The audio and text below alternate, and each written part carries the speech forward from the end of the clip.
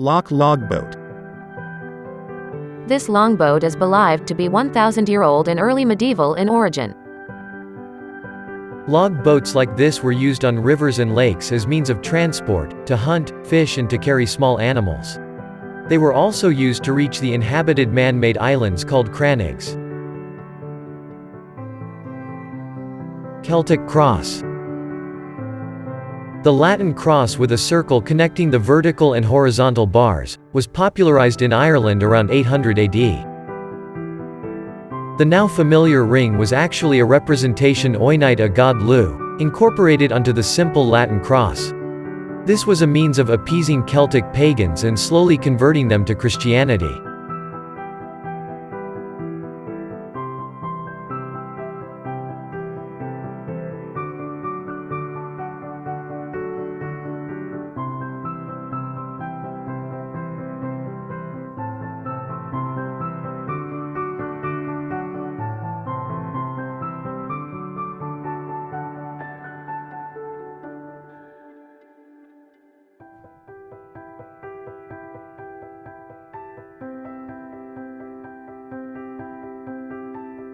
Sheila na gig. Carvings of female images. They were erected mainly in churches of the medieval Pencil and were also incorporated into castle and town Wales.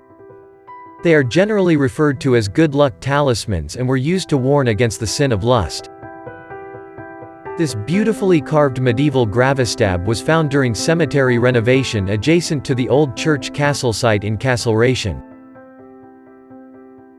Ralaghan figure. Found in Ralaghan Bog, at the foot of Taghart Mountain, near Shercock, County Cavan in 1908. The figure has been dated to between 1096 to 906 BC.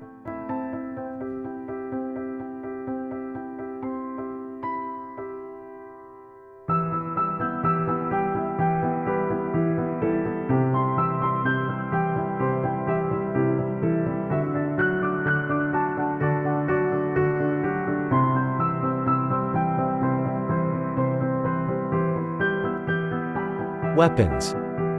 In 1917 the British Army banned the use of the term shell shock, and some who suffered it were shot as cowards.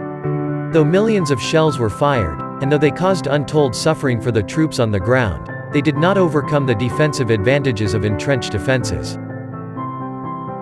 Gas. World War I also saw the first use of a weapon of mass destruction in the form of poisonous gas.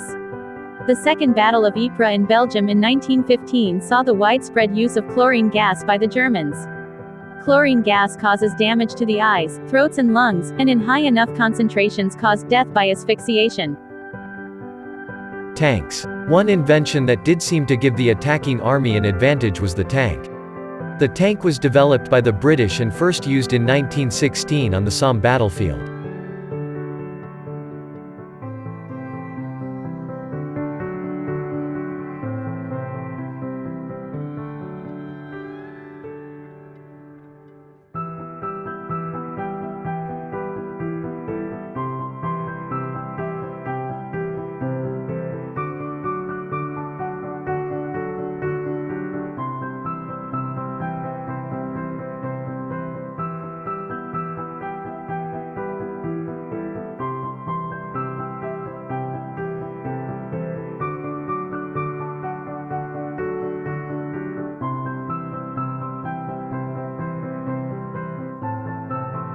The Moore family.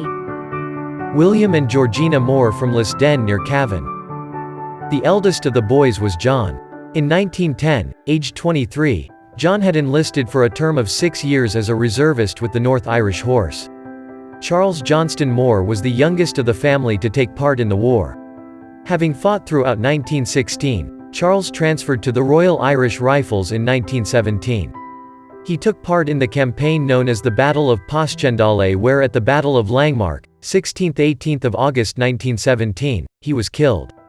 Towards the end of the war, Irwin took part in a number of secret missions which remain classified to this day. At the end of the war he was offered the rank of Major in the Standing Army. Sir Oliver Stuart Wood Nugent was born in 1860 in Aldershot, the son of Major General St. George Mervyn Nugent of Farran Connell, Mount Nugent, County Cavan. In 1883, he joined the King's Royal Rifle Corps, KRRC. From 1886 to 1895 he served in India, earning the Distinguished Service Order. Nugent returned to Ireland in 1914 and supported the Ulster Unionists during the Home Rule crisis, helping to train the Ulster Volunteer Force in Cavan.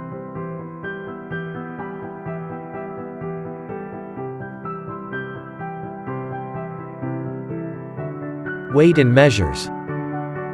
The imperial measure was adopted as standard unit of measurement in 1824.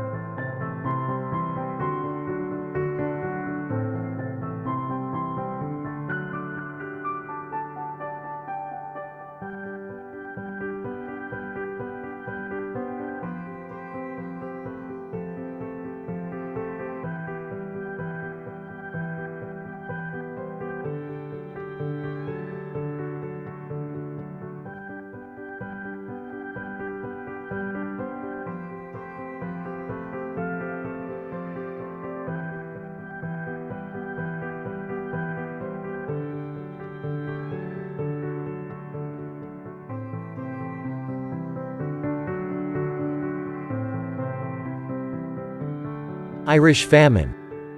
Irish famine pot 1847 to 1849, from Ballyjamesduff workhouse. Story of Irish coffin ships. The 3,000-mile voyage across the Atlantic Ocean took up to 3 months depending on weather conditions. Many passengers traveled in ships crammed to double their capacity. Of the people who sailed to North America in 1847, an estimated 1 in 5 died from malnutrition or disease during the journey. As a result, these vessels came to be known as coffin ships.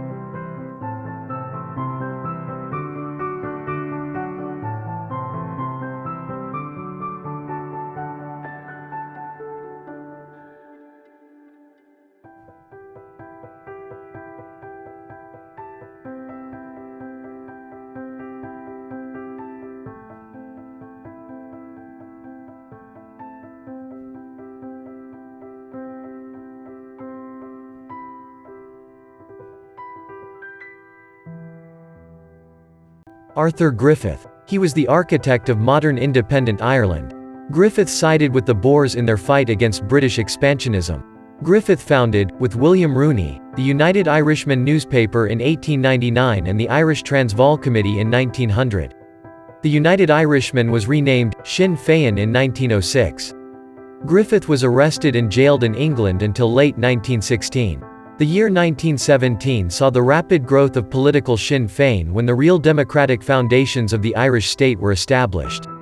With Arthur Griffith's ideals and support from the trade union movement, Arthur Griffith, the founder of Sinn Féin, was TD for County Cavan and president of Dáil Éireann.